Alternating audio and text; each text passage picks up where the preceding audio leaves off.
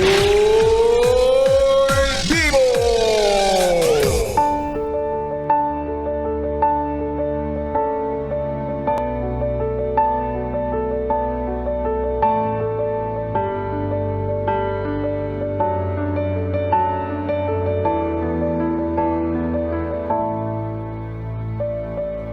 Gandang gabi, Bibi. Kasama mo pa rin na DJ B-Boy Bibo para sa ating BB Time. At tuloy-tuloy nga tayo sa ating usapin tungkol sa mga NJSB or No Jowa Since Birth. Ikaw ba ay nasa sitwasyon kung saan ikaw ay sawi? Sawi as in S-A-W-I? Or single at walang iniintindi. O diba, at least mas pinagaan natin yung ibig sabihin ng salitang sawi para sa'yo. Single ka man, at least wala kang iniintindi. O diba, may advantage pa rin. Pampalubag loob. Well, anyways, yes friend, baka naman kasi kaya wala kang jowa kasi ang basa mo sa salitang butik ay butiki. Butiki yun. Seriously, no, kidding aside, ang sarap lang talaga minsan isipin. Ang sarap sa tenga na meron kang tinatawag or tumatawag sa'yo na, uy, girlfriend ko yan. Uy, boyfriend ko yan. Uy, mister ko nga pala. Uy, misis ko nga pala. Diba? Kaya minsan talagang nakakainggit din talaga yung meron kang jowa, lalo na kapag asawa. Diba? Pero ganoon talaga. When kaya? O sabi ni Kuya Joshua, when kaya? Wait mo lang, di ba Kuya Joshua? Ganun talaga, sabi nga dito, wait ka lang. Darating din yung icing sa ibabaw ng cupcake mo. Oo, si Mr. Right kasi medyo nangangaliwa pa eh. Wala pa siya dun sa direction ng pa-right, puro pa siya pa-left.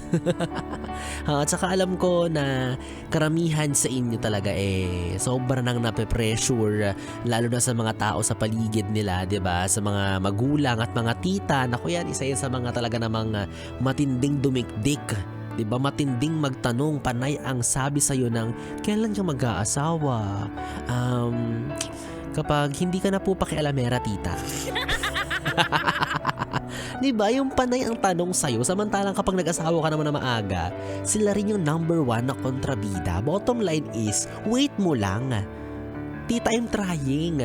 Tito, wait lang, sandali po. Magkaka-girlfriend din po ako. Hindi man ngayon, pero ipapakita ko sa'yo. Sa'yo ko pa una ipapakilala, tito. Gusto mo kayo pa una mag-date? Diba? Masyado kang pinipressure, masyado silang aligagang-aligaga na magkaroon ka na ng jowa na para bang meron kayong hinahabol na deadline. Diba? Wala namang finish line to eh. Hindi naman to paunahan, wala naman tayong timer na sinusundan. Diba? Tsaka for sure, yung iba rin sa inyo sadyang iniinggit or sabihin na natin kusang naiinggit sa mga kaibigan nila na may kanya-kanyang kayakap, 'di ba? Kapag may pag may gala yung barkada. Yun yung mga barkadang insensitive. Charot. 'Di ba? Nakikita na nga niya or nakikita na nga nila na mag-isa ka lang tapos sila magjowa. Ay, magyayakapan pa sa harapan mo. Oo. Ang sarap maglaro ng Dr. Quack-Quack tapos guguntingin mo sila para maghiwalay silang dalaw. Bitter si Biboy, no? Diba? Ganyan na ganyan yung mga linyahan na yung mga jowang-jowa na rin, yung mga naiinggit na rin, diba? Makakarinig talaga tayo ng mga kaibigan na sus, maghihiwalay din kayo. Pero deep inside, gusto na rin talaga nilang magka-jowa. Deep inside, gusto na rin talaga nilang ma-experience. Yun yung experience mong saya kapag kasama mo yung jowa mo or partner mo. Diba? Yung tipong paggising mo sa umaga, may nag-I love you sa'yo. Diba? Yung mga kaibigan mong ganyan, yung mga tropa mo, paggising nila, meron silang text message na babasahin na I love you sa umaga. Diba? Samantalang ikaw, bunot charger lang, nag-ground ka pa. Wala ka nang jowang kayakap matulog. Paggising mo, sino yung kayakap mo? Wala. Unan. Which is okay lang din naman, di ba? Hindi naman nga natin ito minamadali, hinay-hinay lang. Darating din yung panahon na meron ka rin makakalampungan. Sorry. Basta ikaw, Bibi, no pressure ha. Walang nagmamadali dito. Hindi ka namin pinipressure. Hindi nila tayo pinipressure at dapat pinipressure. Oo, wait ka lang habang gumagawa ng sarili mong mga paraan. Yan, di ba? Para ang uhaw at pagkatigang mo ay tuyan ng madiligan.